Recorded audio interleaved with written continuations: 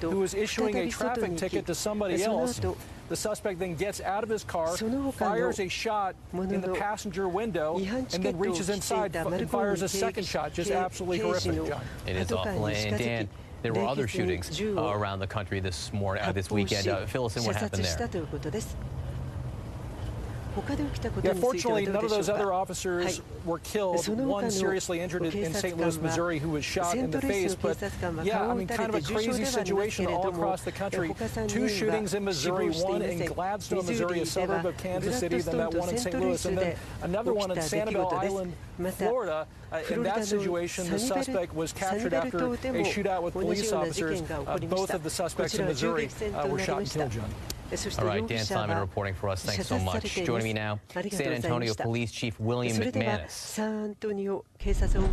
Chief McManus, what can you tell us about the suspect and what led to his arrest? The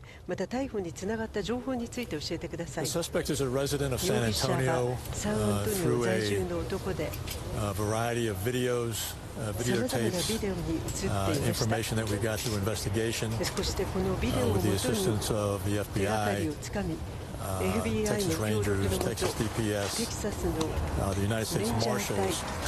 We were able to locate the car, locate the suspect, and then earlier this afternoon, he entered a vehicle that we had surveilled and drove to a location up in the far northeast part of the city.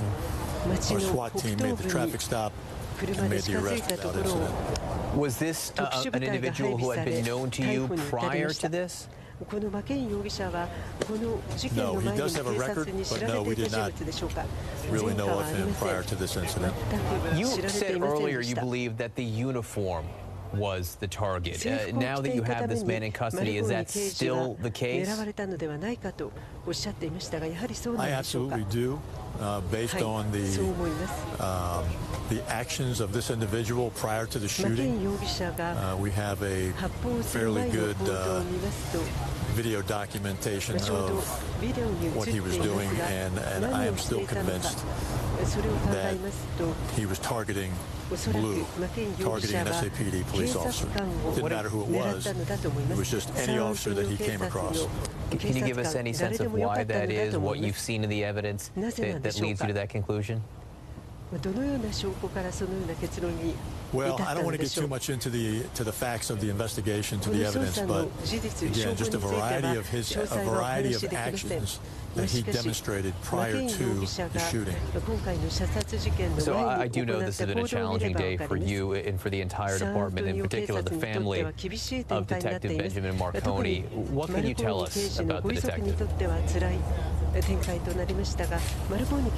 was a good guy, to sum it up in 2 words. He was well respected. He was a great investigator. He worked in our sex crimes investigation unit. Actually worked in a unit inside the sex crimes investigation unit for high profile and the more difficult crimes to solve. So he was a great investigator, a great individual, and well respected by everyone. How's his family doing tonight, Chief? I spoke with his sister just a little while ago, and as you might expect, they are grieving for the loss of her brother and their family member. Well, our heart goes out to them and to you. We appreciate the work that you do, and we know it can't be easy tonight. Chief McManus, thanks so much for being with us. Appreciate it. Thank you. Right, a tragic scene tonight in Chattanooga where at least 6 children have died in a school bus crash. Horrible pictures here. The bus was carrying 35 students, kindergarten to 5th grade, when it slammed into a tree and broke apart. At least 23 people were taken to local hospitals. Police say the bus driver is speaking with investigators. A spokeswoman said at least 5 children died at the scene in one of the hospitals.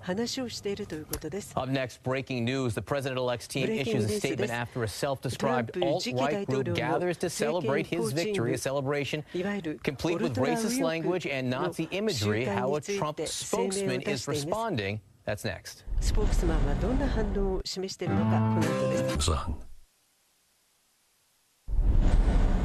They call themselves the Alt-Right National Policy Institute. Over the weekend, they gathered in Washington to celebrate Donald Trump's victory. Here's how they celebrated, using Nazi propaganda terms, bashing Hillary Clinton's minority support, and saying America belongs to white people. Also this. 支援、それを批判するとともに白人至上主義の思想を打ち出しています。トランプを称えましょう。その勝利を称えましょう。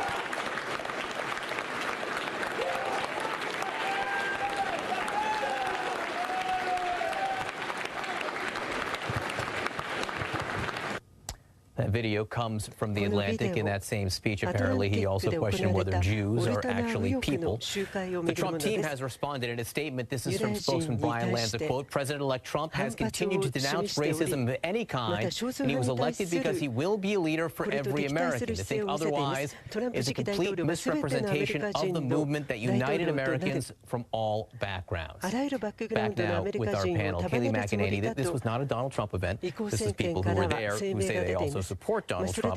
But the statement from the Trump transition team tonight, which said, you know, we continue or always have denounced racism of any kind. Why not be specific? Why not just say that this event was awful? When they are questioning whether Jews are people, when they are talking about minorities in the way they were, when they are saying, you know, clearly using Nazi salutes, in Nazi representations, why not just say that's wrong? Well, I don't think he wants to highlight a certain event. I don't think he wants to give these people a platform that they absolutely do not deserve. By saying we repeatedly denounce racism, that it's uncalled for, that has no place in this administration, he's calling them out without naming them and without elevating them and giving them any sort of prominence on the national stage. Donald Trump's repeatedly denounced this. He looked into the camera in the 60 Minutes interview when he was asked about, fringe people committing violence, and he said there's no place for this, cut it out. He called for unity on day one when he became president-elect. It was one of the first, 100 words out of his mouth in his speech. He's repeatedly denounced racism and repeatedly called for unity. He's doing exactly what he should. And he did do that at 60 Minutes, but people are making note of the fact that over the weekend he came out more harshly against the cast of Hamilton than he did, people call it an alt-right group. These were Nazis, neo-Nazis with Nazi salutes denouncing Jews and minorities there. He came out more harshly against Hamilton. Well, I don't think he wants to name them. I don't think he wants anyone to go on and watch that horrific video. There's no place in society for the words we just saw, and I don't think he wants people racing to go look these people up. He gave Hamilton more of a call-out or named them outright because Hamilton is an innocuous play who makes very bad political speeches, but they're an innocuous play. He's not going to highlight a fringe group that doesn't deserve it. So, Simone, is this enough from the Trump transition tonight? No, it's not enough. And I think my issue with Mr. Trump, and I think a lot of folks' issue, is that he has not been as specific on the issues of racism and xenophobia as he has been on things like Hamilton or the New York Times or CNN for that matter. So I really do believe that this is not enough. Again, we saw Donald Trump today. He just released his video about his transition and what he's going to do on his first day and first 100 days. I'd love to see him use his social media to denounce hate, to denounce the white nationalist group specifically, because that is what they need to hear. Because by not calling them by name specifically, it means in some way, shape, or form that it's okay for it to continue. Let's play a little bit more sound from this event because it's really awful stuff. Let's listen in. America was, until this past generation, a white country designed for ourselves and our posterity.